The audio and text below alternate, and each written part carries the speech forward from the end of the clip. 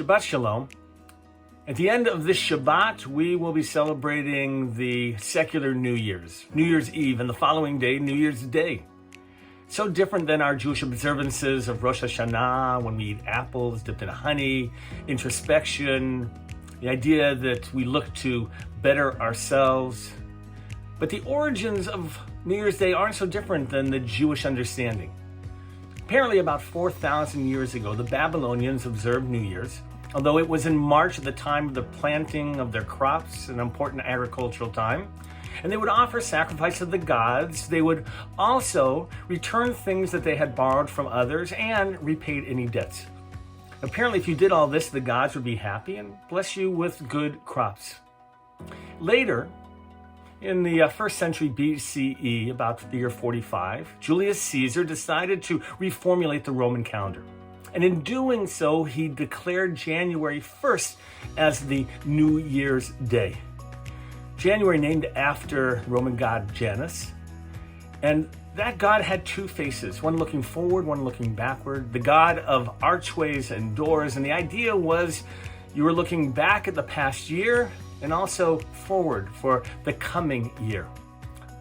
Sacrifices were given, of course, to the Roman gods as well.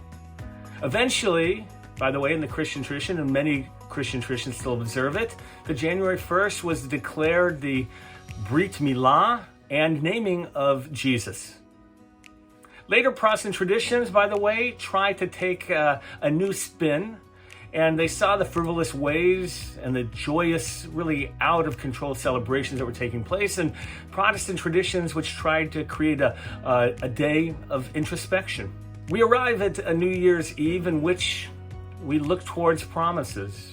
We make resolutions, not so dissimilar from the past as well. According to one survey, 45% of Americans make resolutions, but only 8% of them actually are able to fulfill them. Well, New Year's is a time of hope, a time of celebration.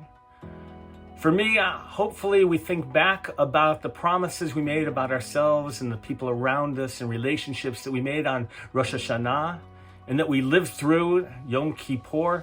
We can think about those resolutions and to see how we're doing in fulfilling them. On this Shabbat and New Year's, I'm wishing you a Shabbat of joy, of celebration, but not too much, just responsible enough and just celebratory enough that it should represent for you a good year. Wishing you a Shabbat Shalom and a happy 2023.